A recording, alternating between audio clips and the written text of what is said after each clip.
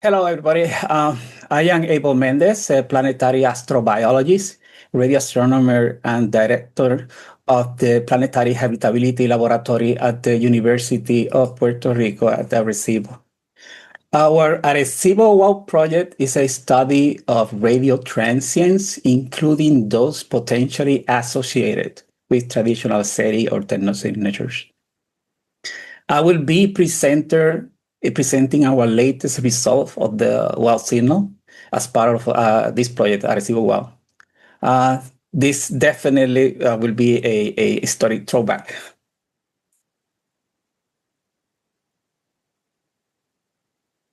In the early 1960s, the three largest radio telescopes in the United States were the Arecibo Observatory, the NRO 300-foot telescope, and the Big Ear telescope. All three hosted SETI experiments at some point, but only the Big Ear became fully dedicated to SETI for nearly 25 years.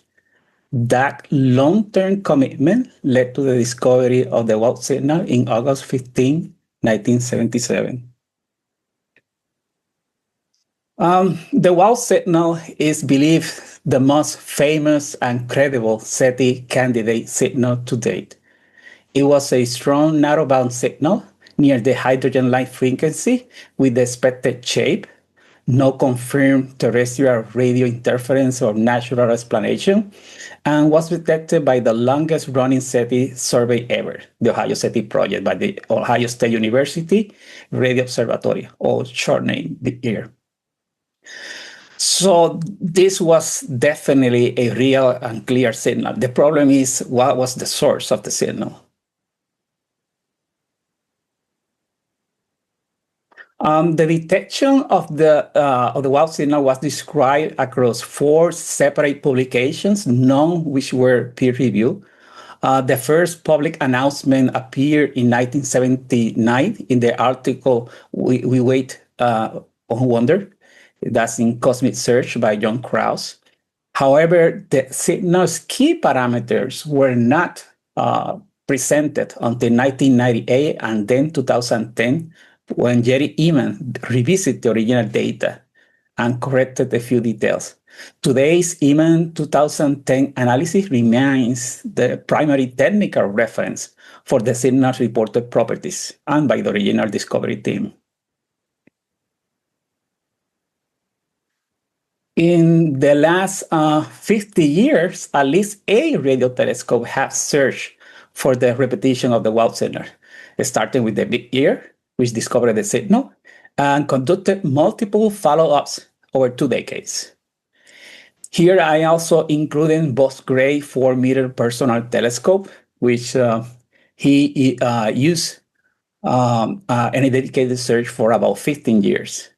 Bob Gray was a data analyst and radio astronomy enthusiast who became the world's leading expert on the signal until his passing in 2021. Bob also used a professional telescope like the BLA to search for the signal without success. So this proves that there was a strong interest on the signal through decades. Our Arecibo WOW project is a search for transient radio signal inspired by the WOW signal. Our project began as a small SETI-focused effort using archival data from the Arecibo Observatory.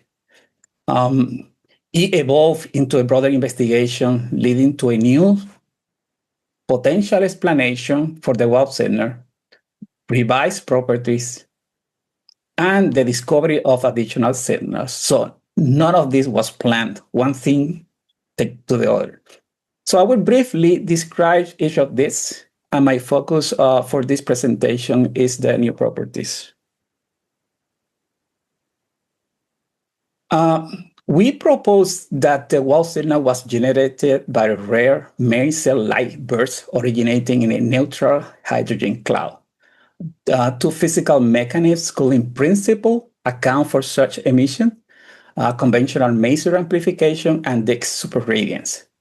Both processes are very well known under laboratory conditions, but none has been observed in the 21 centimeter hydrogen line in an astrophysical environment. The physical conditions required for these two processes are believed theoretically possible for the hydrogen line in space, as previously proposed. However, the required population inversion and phase coherence over microscopic scales for these processes are extremely difficult to achieve in the stellar medium. So we think that superradiance is the more likely of the two mechanisms. In superradiance, the resulting emission can be significantly brighter than a maser, with timescales ranging from seconds to hours, which is consistent with the duration and intensity profile of the Wald signal. The problem is that once the inversion collapses and the coherence is lost, the bursts will not naturally repeat again, which explains why the signal was never detected. One more time. Perhaps the Wald signal is the first evidence of a hydrogen line superradiance signal from an astrophysical source, or HIS, like we like to call it for short.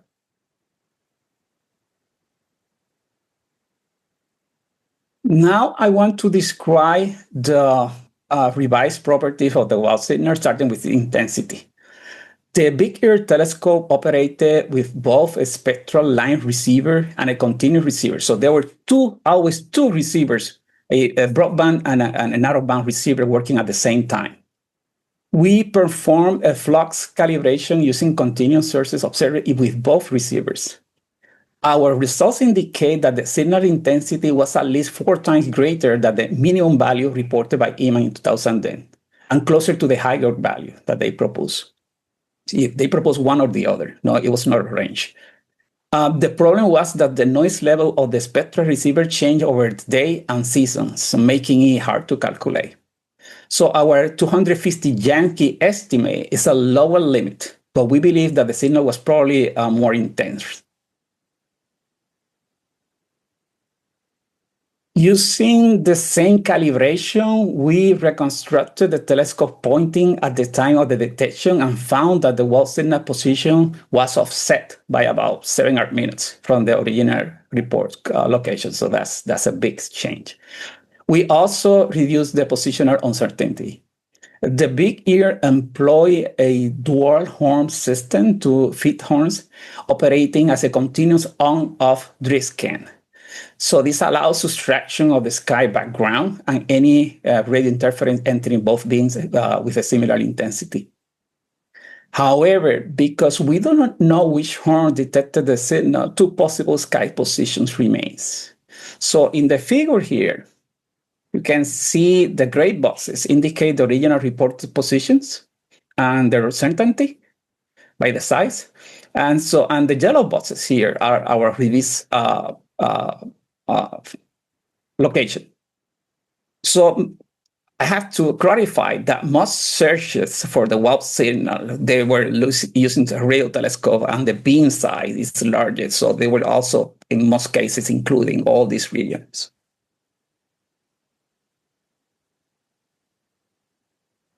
The most significant revision in our analysis is the signal frequency, where even a small shift produces a large change in the inferred radial velocity of the source.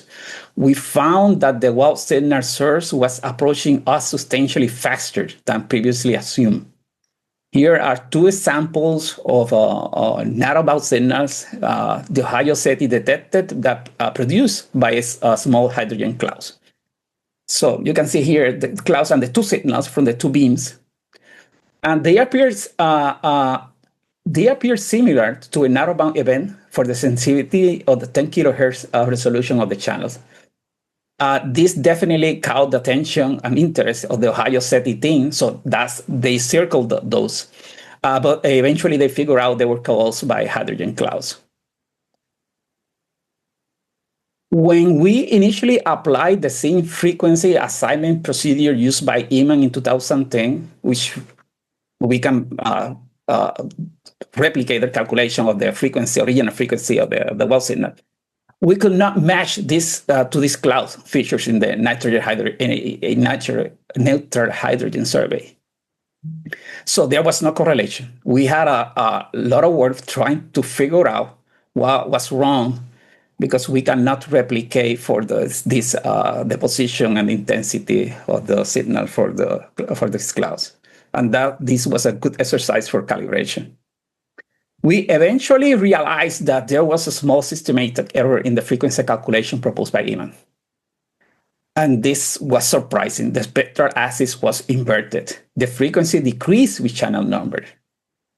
So the problem is that without modern hydrogen surveys, it was difficult for them to figure out this error back then.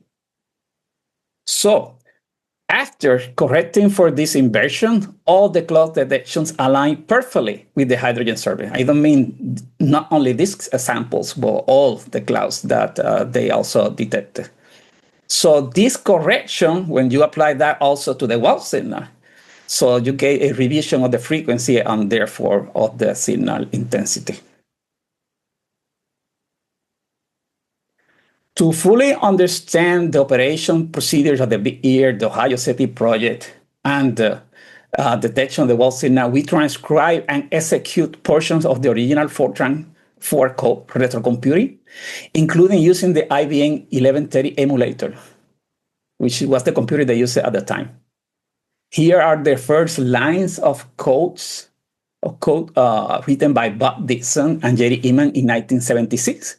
Their SETI project began in 1973, but the detection panel was redesigned in this year. Here is a simulation we did of the telescope response to a point source in a single channel. The first panel up shows here an injected signal. The second shows the response after the convolution with the telescope's two beams. So you see two signals because you have two beams in the telescope. The last panel shows how the signal will appear in the printed data.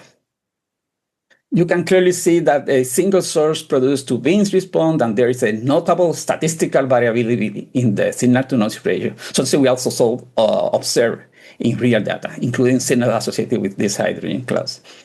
After simulating multiple radio interference scenarios within this reconstruction pipeline, we were unable to reproduce a signal with the characteristic of the Wald event. So we injected many different random signals from typical communication signal trying to replicate the Wald signal, and we were not successful. So this exercise helped us to understand the uncertainties in their data and support the idea that the signal was very unlikely to be due to external or internal radio frequency interference.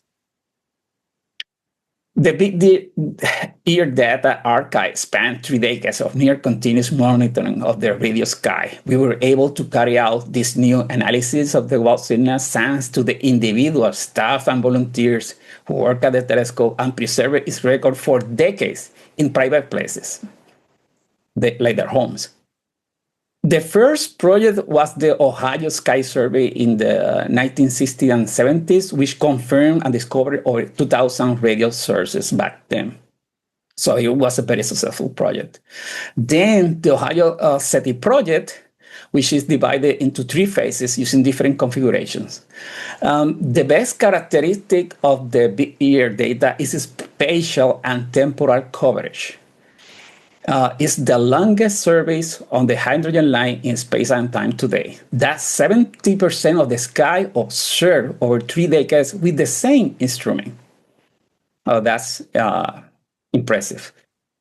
This is an exceptional and previously unpublished data set for time domain astronomy and SETI, material that was long believed to be lost.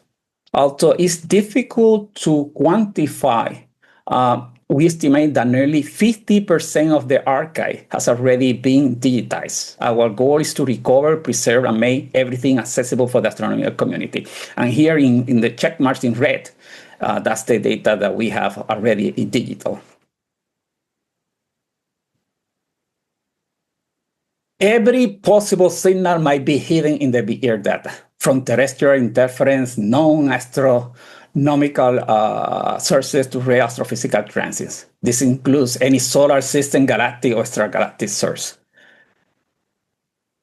Here is a specific example of a bright continuum transient from a nearby galaxy that we are currently studying.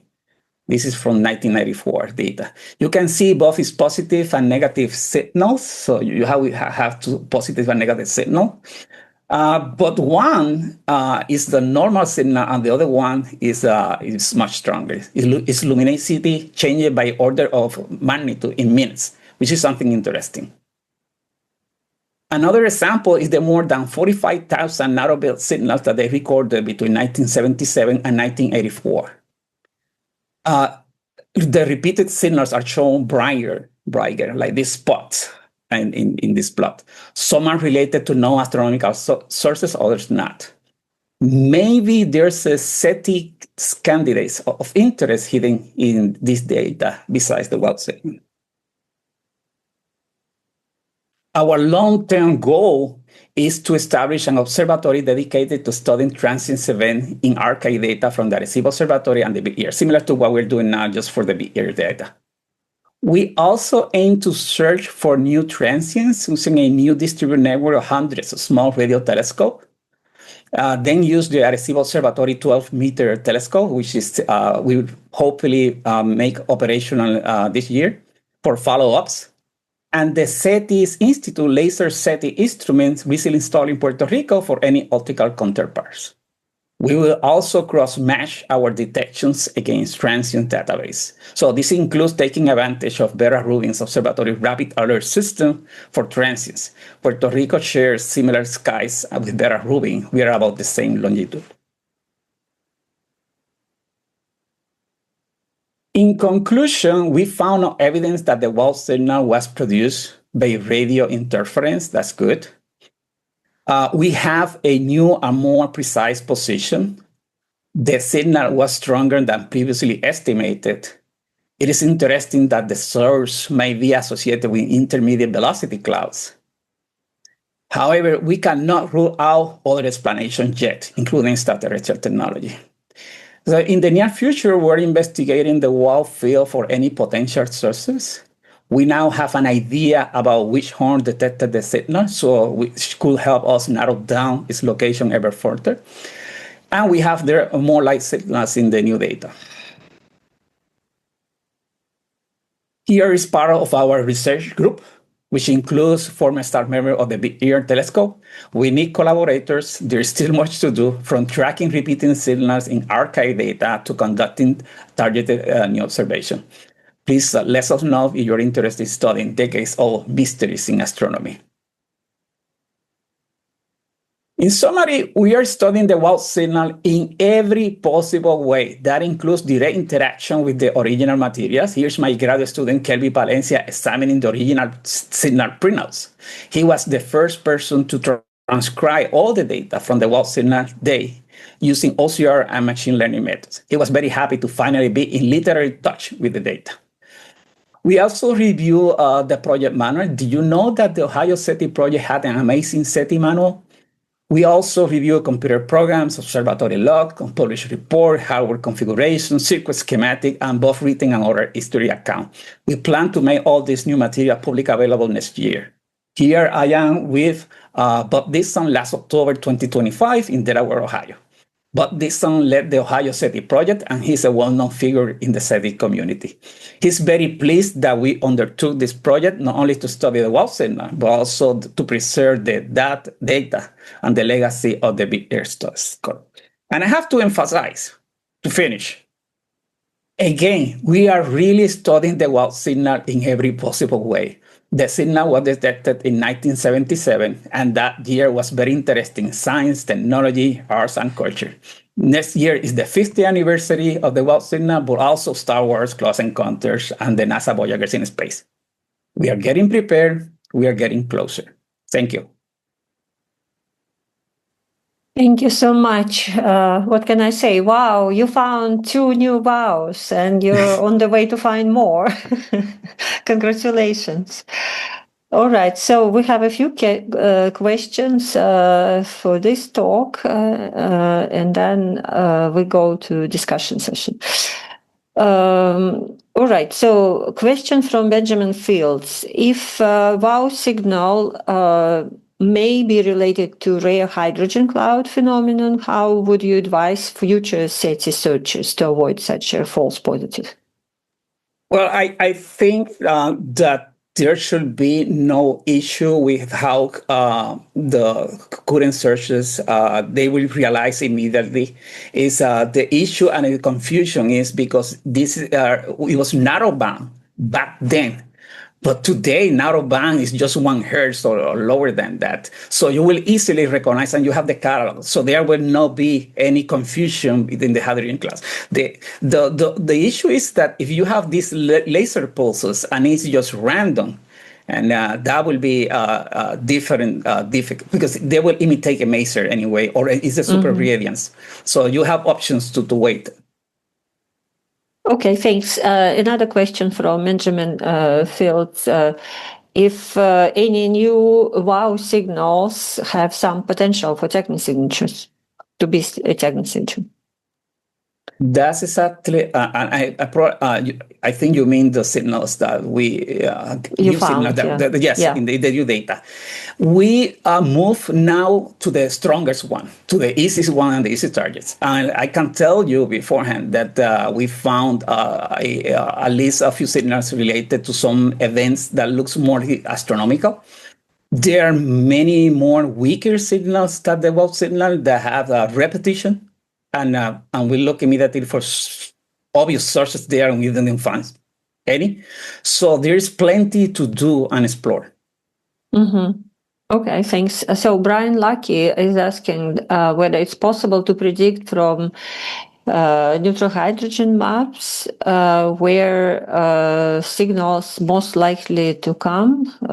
Wait, it's jumping. Yes, from and which might be most fruitful to monitor. Yes, exactly. That's exactly what the thing that we're trying to do. Remember that I said that it might be linked to high velocity, the intermediate velocity clouds. So yeah, that's very specific. That tells you what kind of clouds in the process. Those are halo clouds that are moving to the galactic equator, and they are very energetic and moving very fast. So probably that's related to, and there are maps of those. And we can look through those maps and see where it might be easier. But there has to be a trigger, maybe something to pump and inverse the cloud. So it's quite complex, but we have an idea of places that, or we can plan for particular places. But waiting for that event, we still think it's a rare event. Maybe it has some remnants of that process that we can explore. And that might be fruitful than looking at the actual signal. All right, thanks. Diana Solano Oropeza is asking about emulation demonstration and whether this may introduce some additional noise when converting from analog to digital signals, and how you can avoid that. That question was for me? Yes. What was the question? When you showed the emulation of a signal through your pipeline imitating the 1970s, so would you introduce some additional noise, and how would you avoid that? Oh, yes. We have to put random noises. So a statistical random noise to imitate the process, and also signals, different values and different spacing, trying to or possible scenarios. Now that you have the question, one of the interesting scenarios was a dropout in the signal intensity. We thought at the beginning, maybe a dropout, a change that we saw in the data, in the continuum data. So maybe that will explain, but no, it will produce a very wide, not matching the beam pattern. Okay, Eric Corpela suggests that you may look at SETI at home database of baseband data from the alpha observations. So if you want it, you can contact him. Yes. Yeah. That was from Arecibo. Thank you. All right, fine. I didn't understand. Okay, fine. So thank you so much, Abel. We should move on to beginning of our session. So I invite all speakers to join now the panel discussion. And there is at least one question to Paramita about neutrinos, and then we go to Michael talk. So to Paramita, are you there? Hi, yes. Yes. Okay, excellent. So, so there's a question if this directional neutrinos could be modulated by type 2 and 3 civilizations, and if they could achieve this, which is there is a discussion, maybe that will be difficult. Can you detect that? So you mean like modulation in the beam, probably like intensity, let's say intensity modulation. Yeah, so if it is, so we have fairly well-known frequency and energy reconstruction from the polarization arrival direction information that we can extract from the neutrino that hit the ice or any other dielectric medium for that sense, and get the information out of it. So from that information, we can actually look for the modulation. Yes, we can do it. Okay, thank you. I had also a short question to your talk. You showed this anomalous signal where the polarization flips. That flip occurs sequentially in different times. And I just wonder if you have any other interpretation except possible technosignature, let's say. Yeah, so actually, there has been a lot of work on this. People have tried to do, try to find out where they came from. There could be some subsurface reflection. So I also had a paper on this. Like, if we have a flip in the refractive index in the first few centimeters of ice, will it be having some kind of like a multiple reflection? Because if it is a reflection, if you have it twice, then first time you have a 180-degree phase inversion, and then there is another reflection, and then you get it back to what it was before. So that is how you can actually get a different kind of polarization different kind of polarity than what you expect. So this is one thing that we explored. Theorists actually worked a lot about some heavy dark matter annihilation at the center of the Earth, and that dark matter can produce this signal. This is another thing that they explored, but none of this we could actually find a verdict on this, because we see 3 out of 4 in the 3 out of 4 flights. This signals, they did not appear in one of the flights, but 3 of the 4 flights. So this is something that is repeatedly happening, right? At different years. I mean, 2006 was the first mission, and 2016 was the last mission of Anita. And we have seen it 3 out of 4 times. So this is something happening after a gap. Like it is happening, but our balloon was not flying, so it may not be knowing that whether it was happening during that break time or not, but it is happening.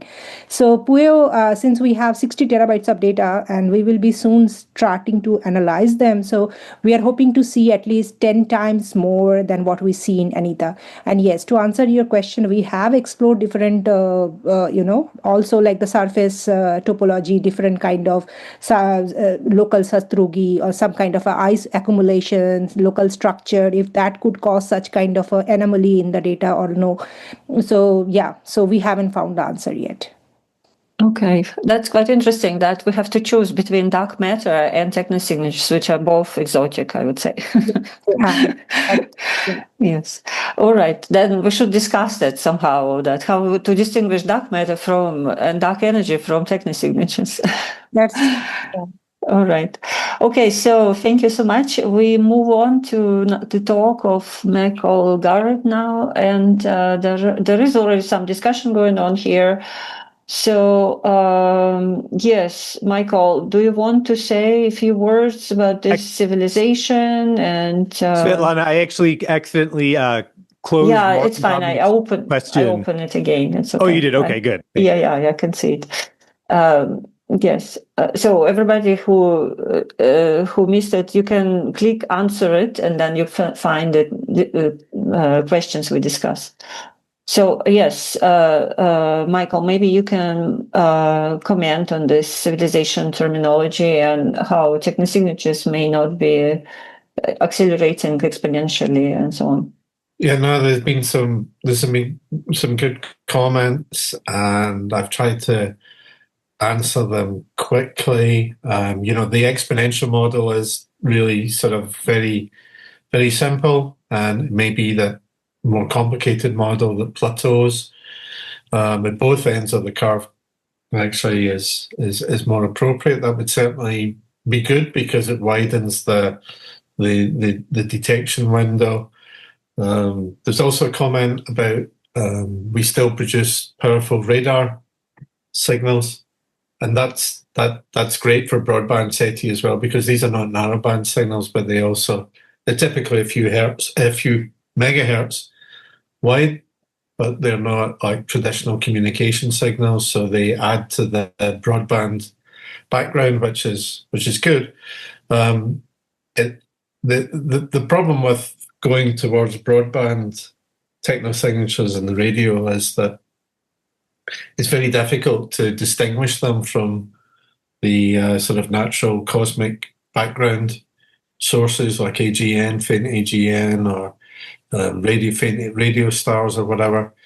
There are some things that you can use to try and distinguish them, but it actually would require really, if you found something you thought was interesting, you'd want to look at it across the electromagnetic spectrum.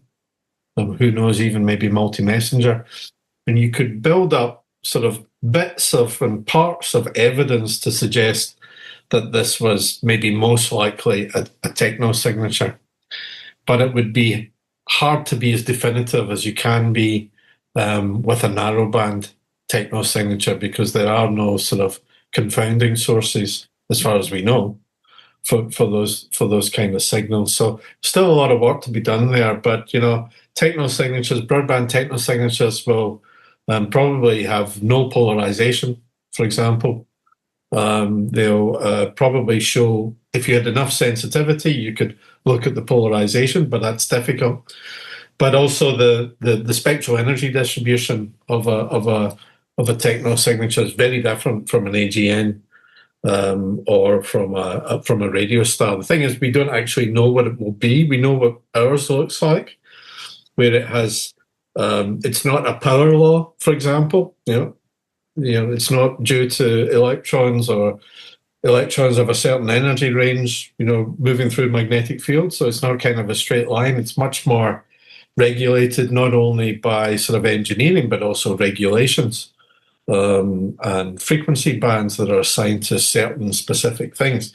So you don't get a power law for that. So I'm just actually working on the paper just now, but there are a few things that you can bring together. Brightness temperature is another one in principle.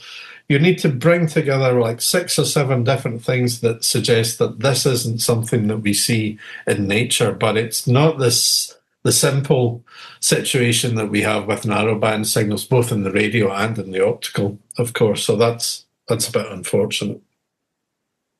Thank you. Yeah, I think we are approaching, following your thought, approaching a similar situation like in biosignatures. We talked that we have to detect several biosignatures to make sure that this is really life presence indication. And for technosignatures, apparently the same, like you say, optical and radio should come from the same source. Because it's hard to imagine that civilization has radio with no laser, advanced civilizations, let's say. Or anything else, that would qualify, characterize also level of their advancement, and that is something like we should discuss also more.